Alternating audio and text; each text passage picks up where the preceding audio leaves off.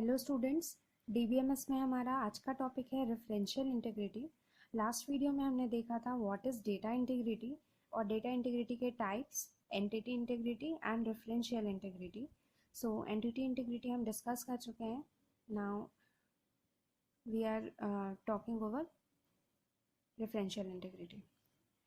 अब देखते हैं, referential integrity is a foreign key constraint. क्योंकि डिफरेंशियल इंटीग्रिटी फॉरेन की पे अप्लाई होता है, इसलिए फॉरेन की कंस्ट्रेंट है।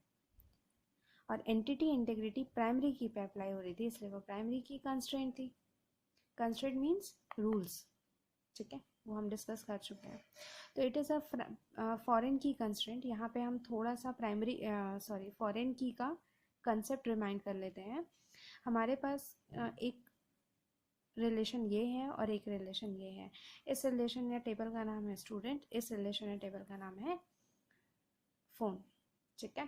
तो हम इस स्टूडेंट रिलेशन में, इस स्टूडेंट टेबल में यहाँ पे प्राइमरी की कौन बन सकता है? रोल नंबर ही बन सकता है, ऑब्वियसली प्राइमरी की, ठीक। तो रोल नंबर हमने प्राइमरी की कंसिडर किया है और इस रिलेशन में रोल नंबर फॉरेन की जैसा एक्ट करेगा, क्योंकि यहाँ रोल नंबर तो प्राइमरी की था।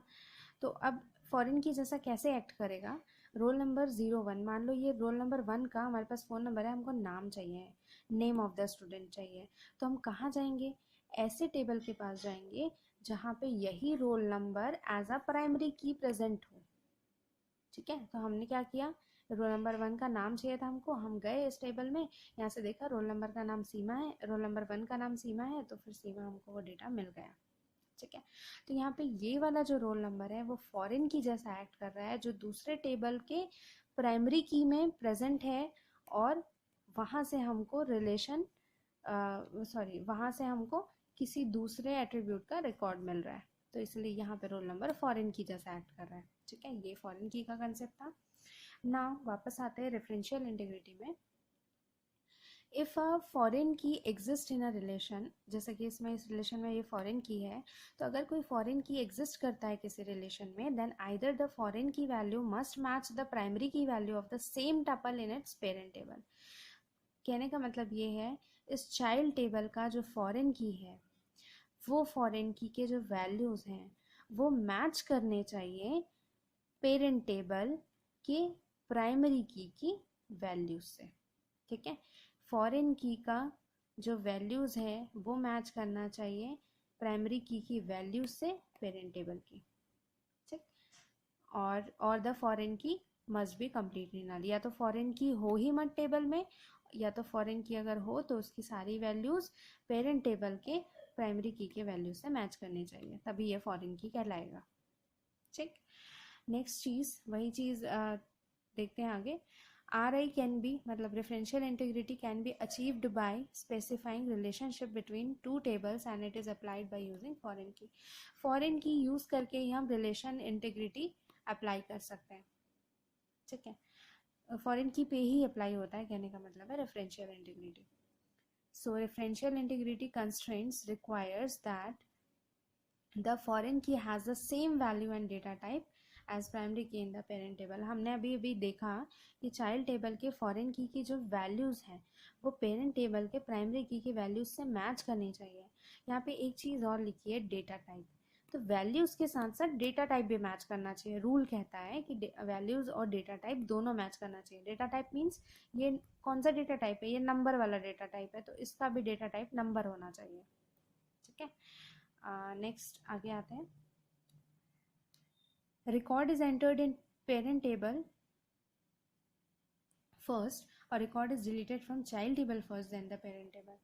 क्या होता है कि रिकॉर्ड कभी भी जब हमको न्यू रिकॉर्ड एंटर करना है तो हम डायरेक्ट चाइल्ड टेबल में नहीं एंटर कर सकते, हमको वो रिकॉर्ड पेरेंट टेबल में एंटर करना पड़ेगा, क्योंकि रूल ये कहता है कि चाइल्ड टेबल में कोई भी ऐसी वैल्यू प्रेजेंट नहीं हो सकती जो पेरेंट टेबल में ना हो, ठीक है।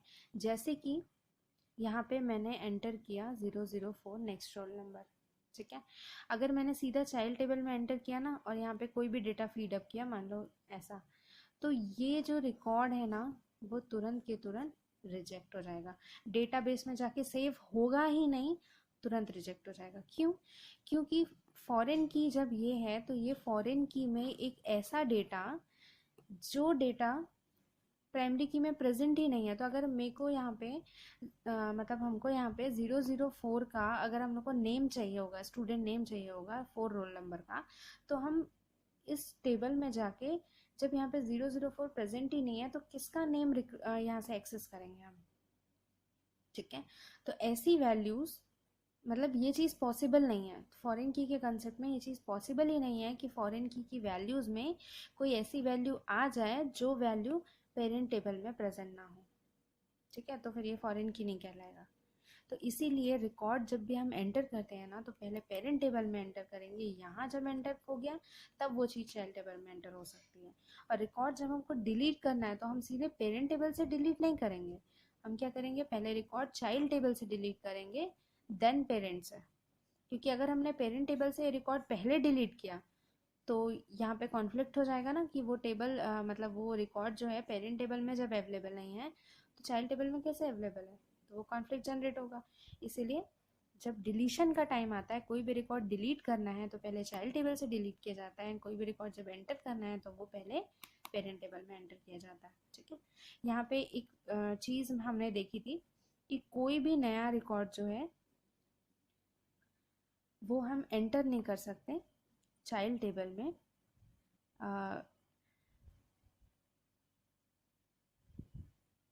उसी चीज़ को कहते हैं कंसिस्टेंसी।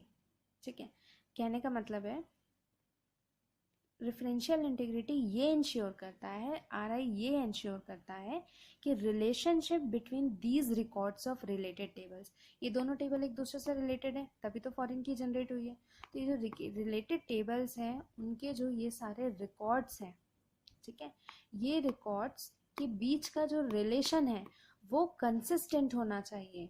बोलने का मतलब है अगर ये रिकॉर्ड्स दोनों आपस में सेम नहीं होंगी तो कंसिस्टेंसी कैसे मेंटेन होगी। तो वही चीज़ अगर हम चाइल्ड टेबल में पहले ये डाल दे रहे थे 004 और यहाँ प्रेजेंट नहीं था तो कंसिस्टेंसी नहीं मेंटेन हो रही थी ना, ये सारी वैल्यूज एक दूसरे से सेम नहीं हो रही थी। तो वही चीज़ है कि कोई भी न्यू वैल्यू चाइल्ड टेबल में नहीं एंटर हो सकती। तो रिलेशनल इंटीग्रिटी इस चीज़ को इंश्योर करता है कि रिकॉर्ड्स के बीच का रिलेशनशिप कंसिस्टेंट रहे। कंसिस्टेंट रहने का मतलब क्या है कि कोई भी चाइल्ड टेबल में न्यू एंट्री अगर करनी है तो वो अलाउड नहीं है। तो दैट्स ऑल, ये थी रेफरेंशियल इंटीग्रिटी। Thank you.